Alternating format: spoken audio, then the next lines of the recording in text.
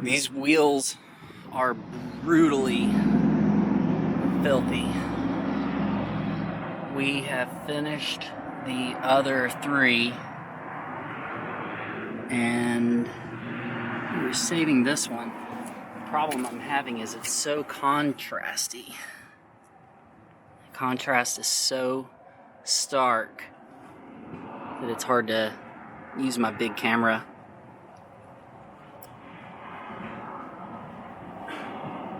You can really get in there and see what's going on with these things.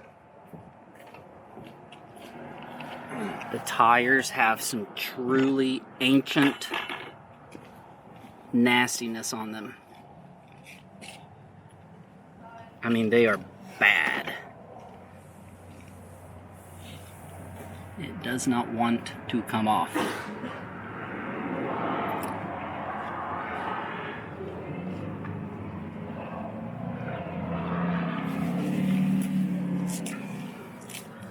Wheel wells are pretty rough.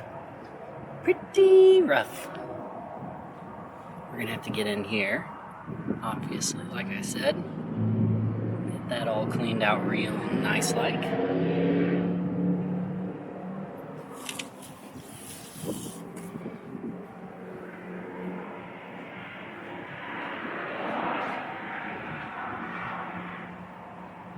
Catch you guys in a minute. We will start, here we go. Let's get the citrus on here. Turn this back down properly.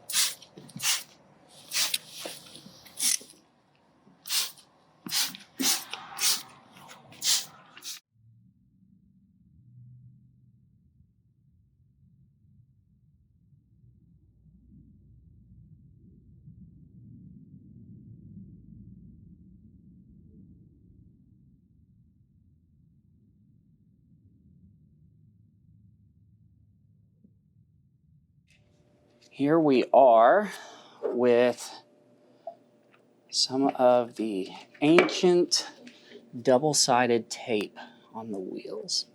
What we're going to do is start by putting some adhesive remover on it, let it dwell, and then we'll see how quickly this works. Sometimes it's quick, sometimes it's a royal pain. You can see that adhesive remover does a really good job breaking that stuff down. Oh, it looks like the tape's, the old paper, no, it is a little messy. Let's scrape this on back, and then we're gonna hit it one more time with some adhesive remover. Looks like there was a little bit of paper still on there. And once we get that off, then the adhesive remover should do a pretty good job with penetrating the adhesive, instead of having to cut through. Well, that was plastic, actually, I think is what it was. I don't think it was paper. A little bit of plastic.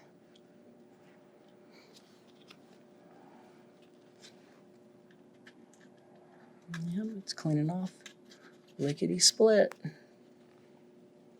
You can see too, well, I'm gonna move the camera around here in a moment, but you can see where somebody used, at some point, they used a flathead screwdriver and they drove it from this portion into the very corner.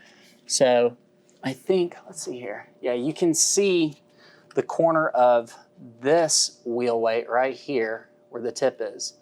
They drove it like using the corner of this orange plastic razor blade. They drove a flathead screwdriver like this. Popped it right out. You can see the gouges in the wheel itself. So So I will keep pressing forward and we will get this old stuff off. And we'll show you how things look when we're done with it. It'll be a nice improvement. Let's get more of this plastic off. All right, see you guys here. Well, hold on, I'm not gonna say see you in a second. Let me move this around. You can see what I'm talking about here. Can you see those gouges? That is so common for us to find gouges in wheels where the wheel shop just did not care. You can see it all the way from back here, right to here, and then it really gouges in hard. So we'll get this stuff up and then get back with you here in a minute.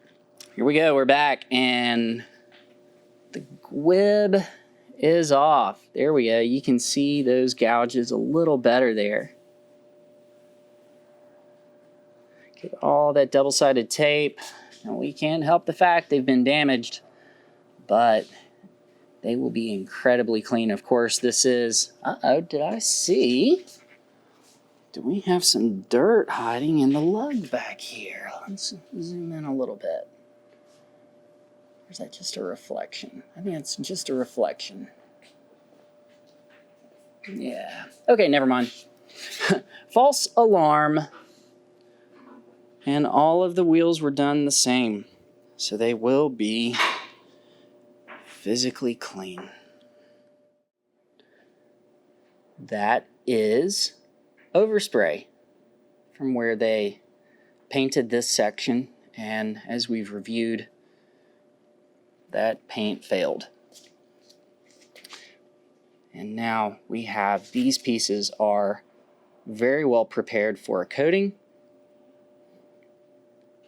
And we will see how the plastics look dark and rich when we're completed with the EPC application. We can also see around those fog lights, it's really cleaned out in there. We did a really good job on those nooks and crannies. So the plastics will be refreshed. They will look rich, dark.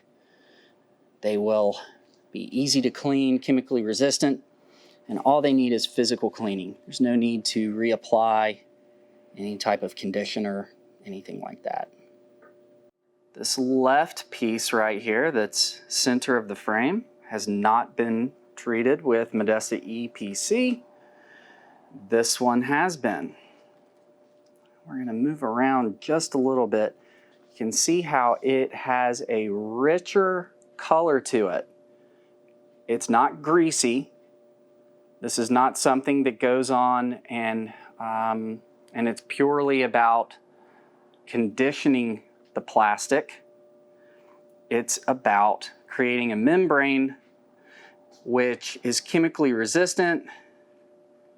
It enriches the color of the plastic. We're going to get some slightly different lighting on this.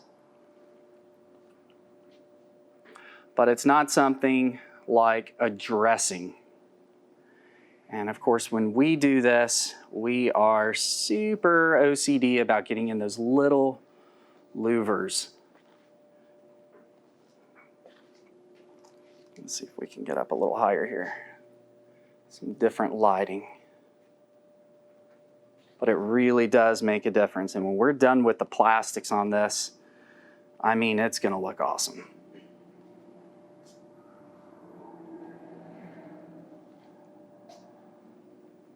We are at the time where we are going to be coating the cowl here, and we're going to do a little 50-50 action. We're going to use some painter's tape to create a hard line on it, and we're going to show you how the Modesta EPC does a fantastic job with restoring the plastics, that gloss. You can see right there between the windshield wiper blade and the plastic, that is some form of etching in the glass. That is nothing that we did there. That is not coating, because you will see something there still. but that is something that would require polishing to get out. That's not something sitting on top. That's literally etching in the plastic. But we'll get back with you guys here in just 1 second and show you how the plastics come out. Here we go, and we are back.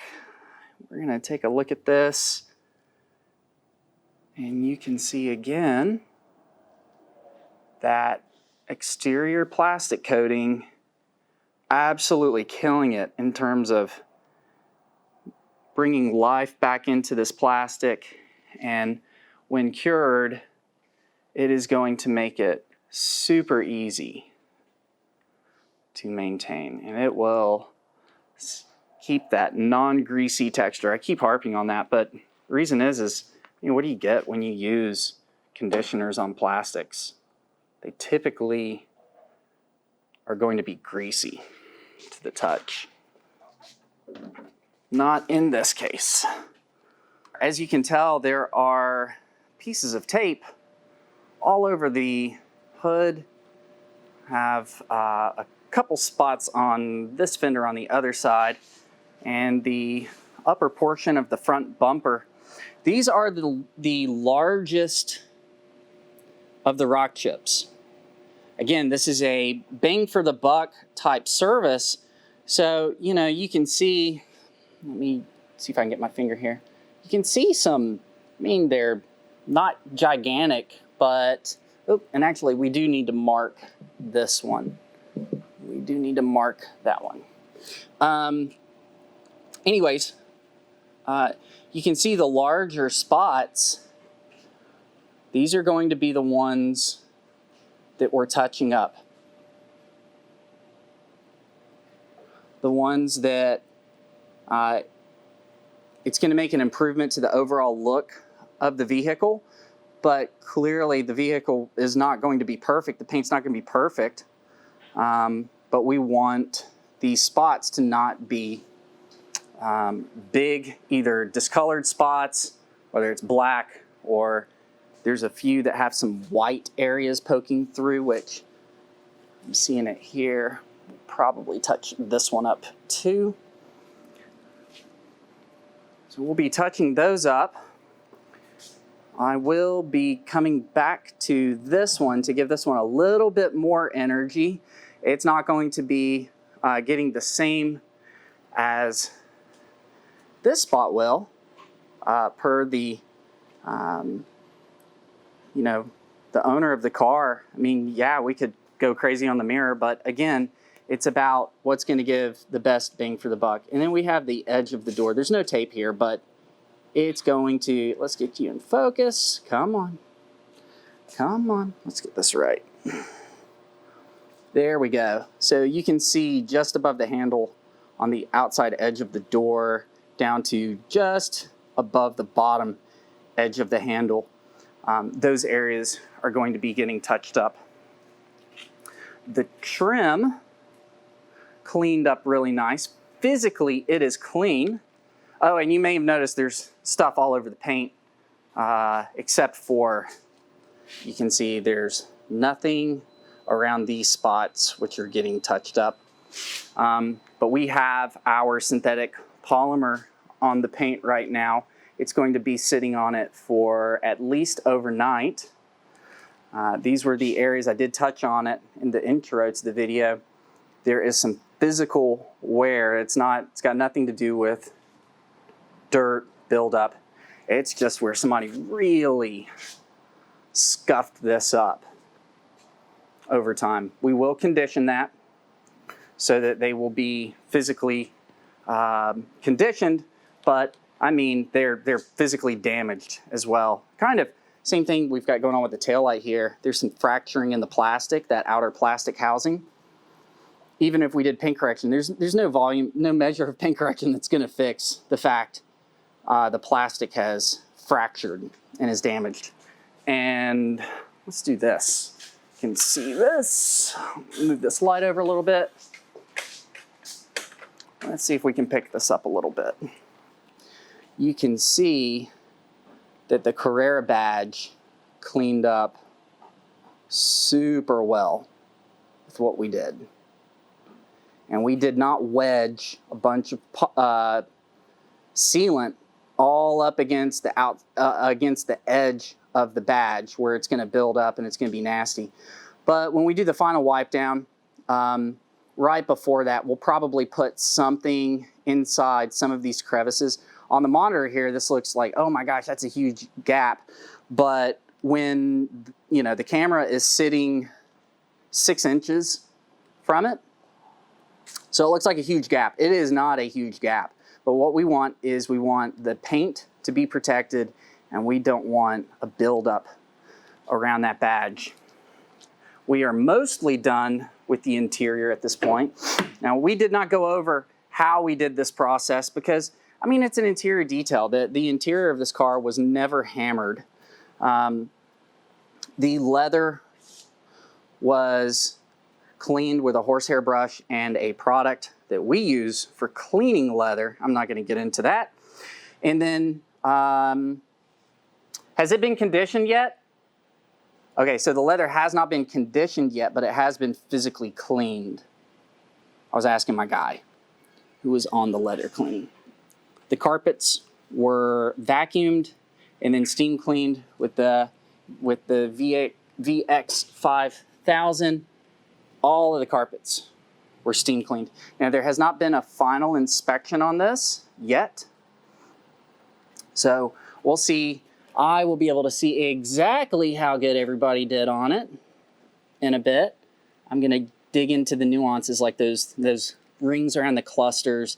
Typically there's some dirt hiding. None of the glass has been cleaned at this point. The vents should be cleaned. Again, I'm going to dig in there and see if all these little slats for operating the vents flow. Make sure that they're completely clean top to bottom, no matter what position it's in. And then, of course, the tops and the bottoms of the louvers. The rear seat area, vacuumed, steam cleaned. Although, are you guys seeing what I'm seeing? Right there. Somebody may have missed a speck of something. That's all right. It's got a little bit to go before we're done with it, so we'll get a final inspection. And we have this spot, no tape on it, but that's getting touched up just a little bit as well.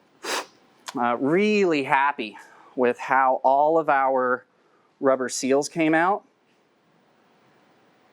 Very nice. They were physically cleaned. The decon did not touch the water spots in the glass. That is etched into the glass. It is not a mineral sitting on top. So for those to be addressed, it would require polishing.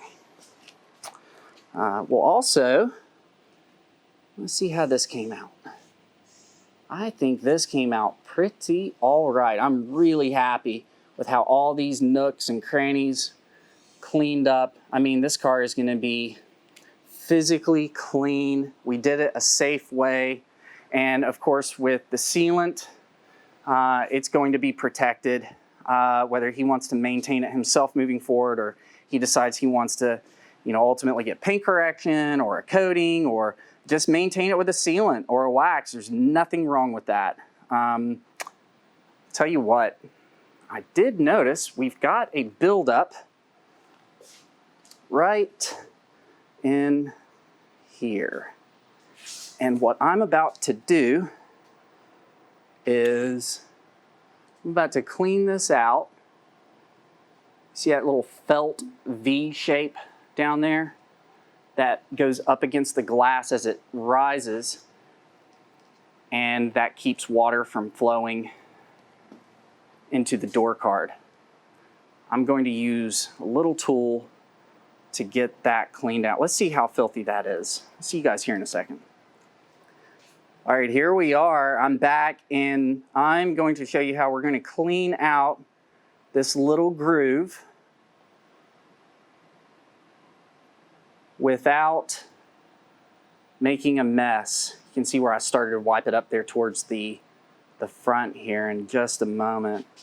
All right, Richie, I'm going to hand this off to you. Here we go. And just keep it focused about there if you would. And we're going to do this with a little bit of ISO mixed with distilled water. It's less than a 10% mix of ISO. We call it 10%, but it's a little less. But let's see just quite how filthy this is. Is that picking up? Mm-hmm. Good. So the best way to do this is really to just, rapid fire with these ITs, because they fall apart really quick, and you don't want to just try to work one IT to extract the most you can. They probably cost a third of a penny a piece, something like that. So it's not as if you need to get like an insane, well, you really do get an insane value, but it's not as if you have to, they're not expensive. I'm just such a stupid wordy person. They're just not expensive is what it boils down to. And so, get in there with these. Let me grab a few more here. And there we go. And I'm just going to stay at it until I can feel like I've got this cleaned out sufficiently well. It's just a matter of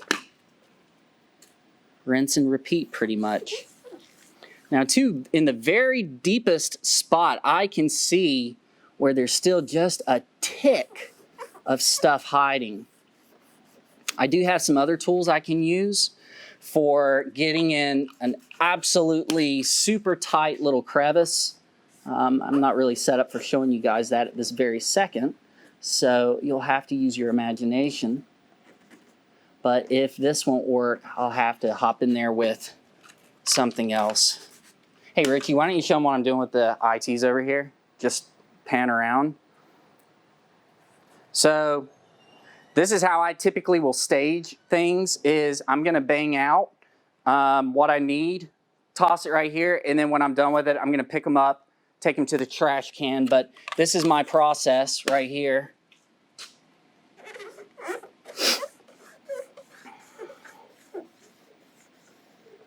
Actually, I don't think we're going to need a different tool. You could also certainly use a brush, but the problem with a brush is if you're using anything wet, it's going to flick little specks of whatever chemical you've got. And in this case, it's not going to just be like a 10% or less mix of distilled water and isopropyl alcohol, but it's going to be a bunch of nastiness suspended in it, and it's just, you don't want that stuff slinging all over the car. I don't, maybe you do. I doubt it though. If you're this far into one of my silly rabbit hole videos, chances are you're pretty particular about how things are done. Anyways, I'm going to stay on this, but I'll show you how far we've come along with it at this moment. I'll steal it from you, Richie. Thank you. But you should be able to see here's a fairly significant improvement in that little space there.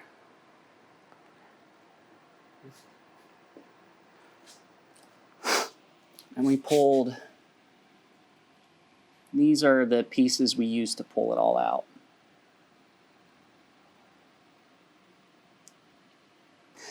We're now staring at a pretty gnarly scratch here.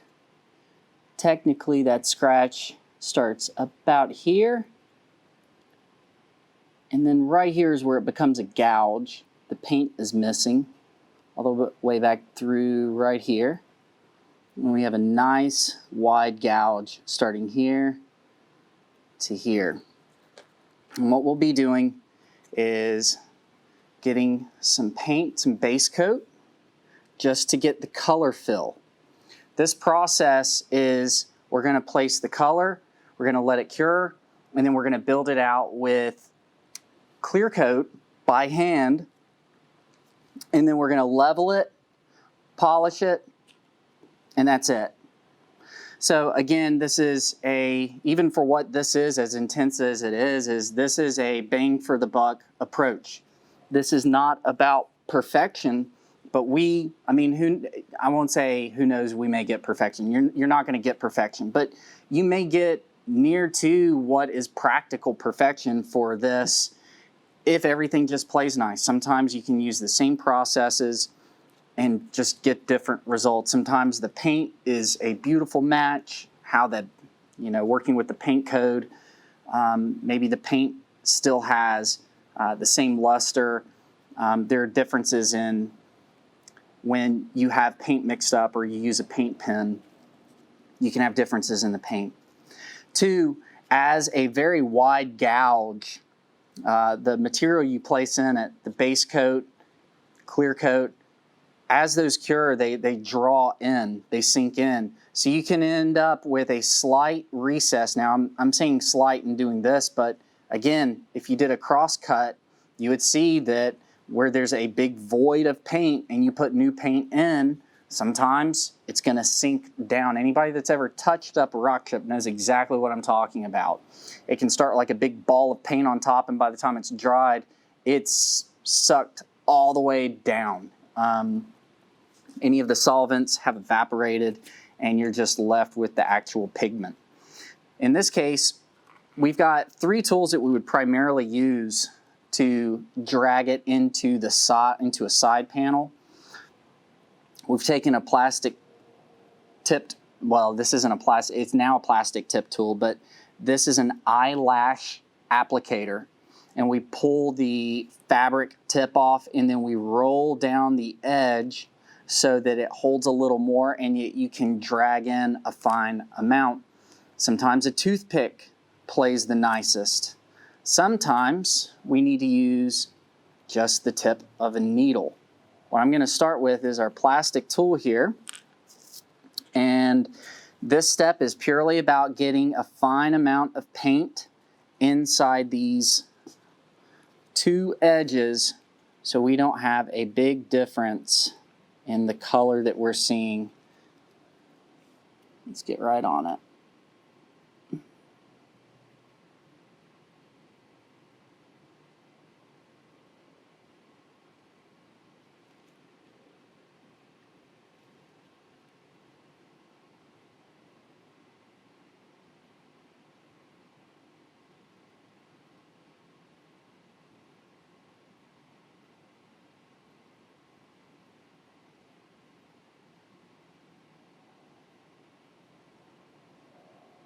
You have a limited time to go back where you've already applied paint and to mess with it, because it really quickly, once you have a lot of surface exposed to the air, it starts to set really quick.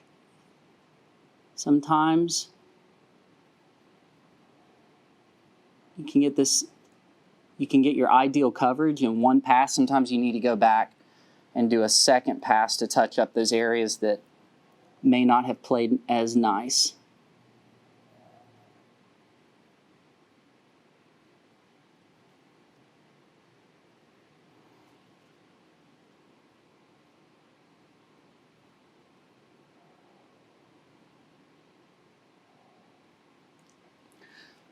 You'll probably be able to see it on the camera, but you can see there's a nice volume of paint right in that section. I mean, it's like a wall standing over, like a large speed bump of, large being relative to a fine line here.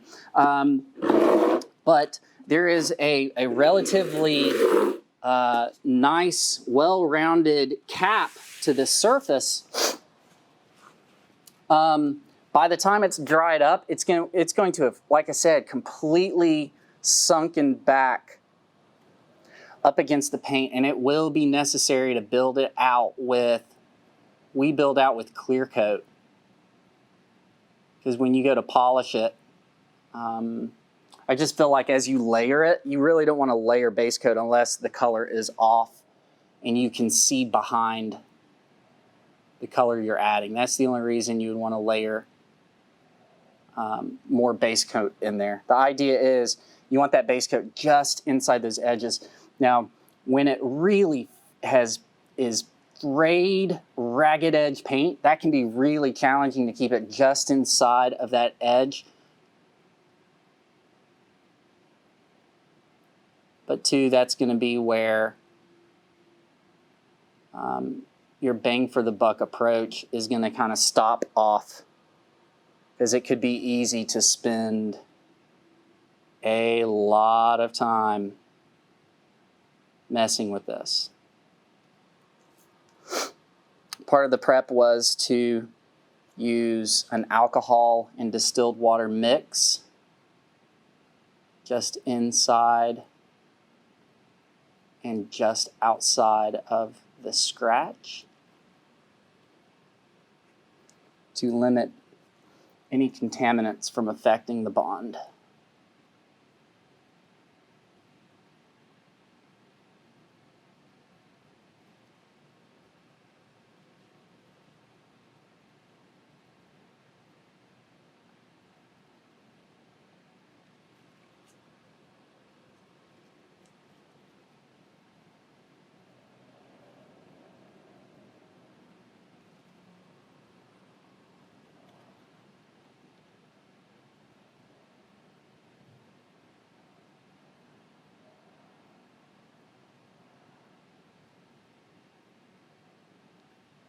That's intentional. You saw that, the little back and forth. I'm trying to slightly, as I go through this, you can act as if you can do it one way.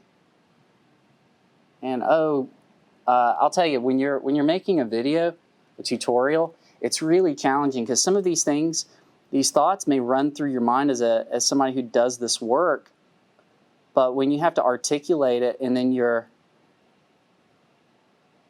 have to stick to it. You know, if you're shooting a video and you say, oh yeah, we always this and always that and blah, blah, blah, blah, blah, and then you get into it and go, oh crap, I need to do something a little different here. What do they say? Perception is reality. So if the viewer perceives this guy is full of crap, he's clearly making stuff up on the fly, that's their reality. It's one of the challenging things about making videos. I've got a lot of content, and then I watch the content later, and I tell myself, you know, there's mixed signals in here. I'm not sending the exact same signal of like, this is exactly what you do. Maybe as a baseline, this is exactly what you do, you know, fill in the blank, whatever, but when you get into it, and anybody who does this kind of stuff for a living can attest to it. When you get into it, you may have to make an adjustment on the fly.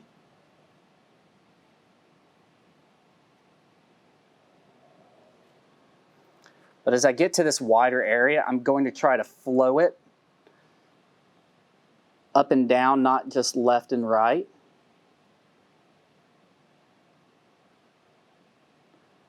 Because I don't want to have to drag two parallel lines. It's easier to kind of get that material to you know, shift it up and down as you go.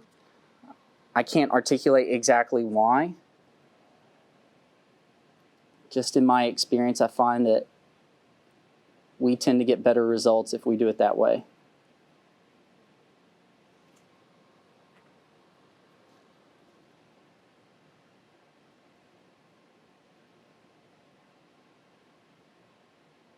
I think it's got something, if I had to say, I'd say it's probably got something to do with the fact that the larger the surface exposed to your ambient air, it starts to set, and then you get, when you drag next to it, you get a mangled paint kind of look. So you're going to have some through here anyways. It looks like it's a little thin here, but I'm not going to touch it for now because, again, if I touch it, I may make it tacky and may create another high spot. I'm just going to move on to this area, and then I'll probably just go ahead and hit these couple spots all the same.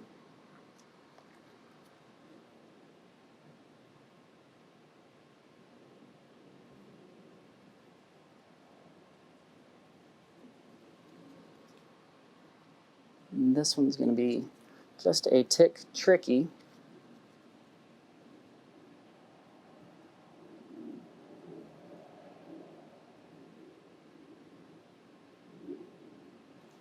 If we can get the slightest amount of blue in here, once we hit it up with some clear, optically it's going to pretty much disappear. It's a little thicker than I wanted, but I mean, we're dealing with a big old gouge. We'll do the best we can here.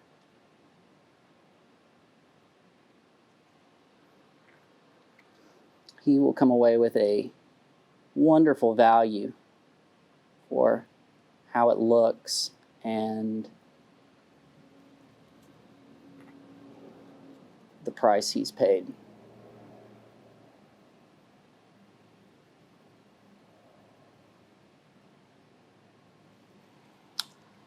All right, so I'm gonna cut the camera off now, but I'll touch up these couple spots and then we'll see how things go. And if I need to, I'll probably need to apply just a little bit more of the base coat, probably do that tomorrow. And then I'll wait another day, and then I'll start applying the clear coat and building that out. Once that's done, again, we need to do whatever's necessary to smooth it out a bit, polish it, and that'll be it.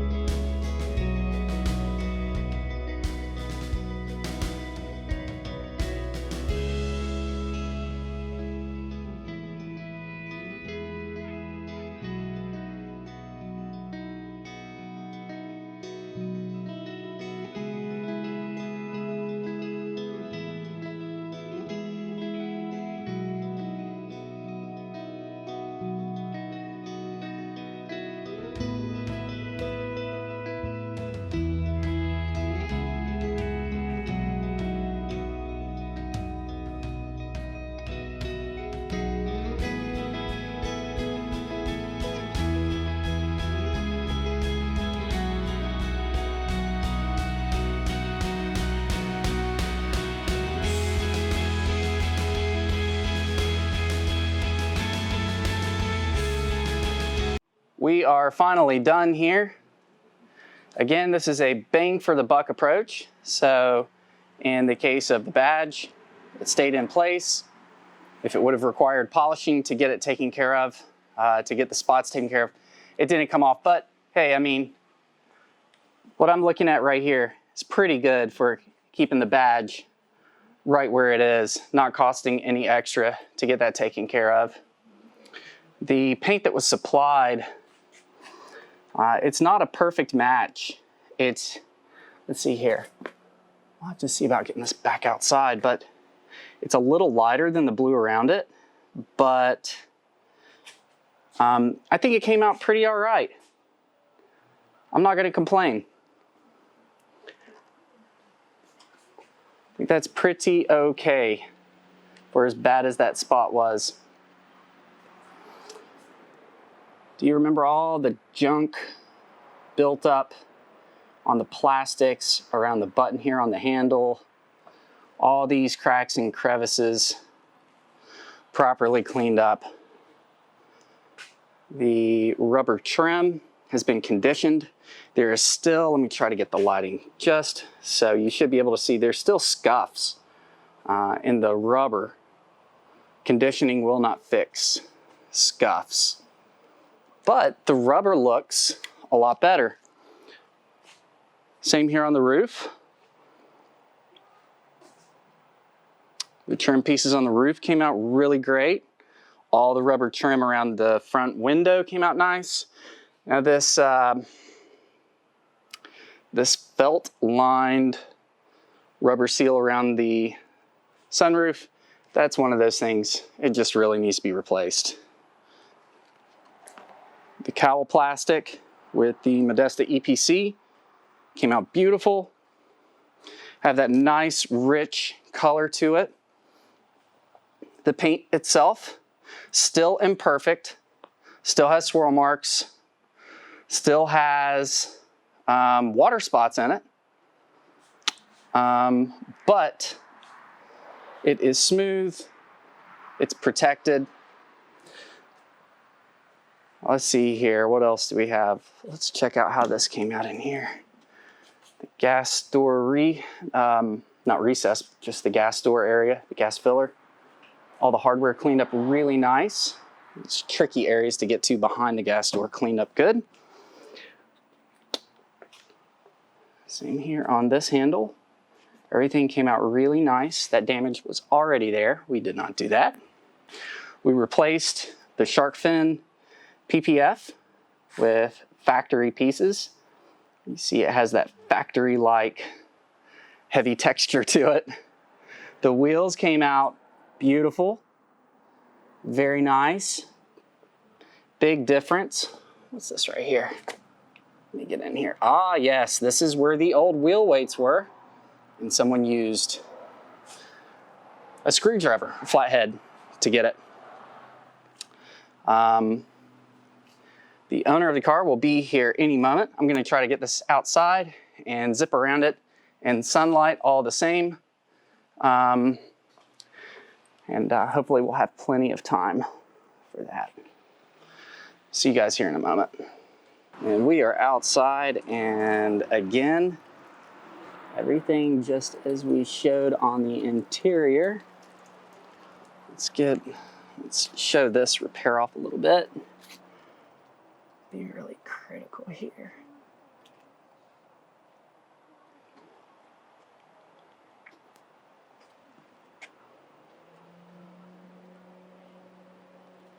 I'm sorry, I called that a button. That's not a button, that's a cover for the keyhole. There is our repairs.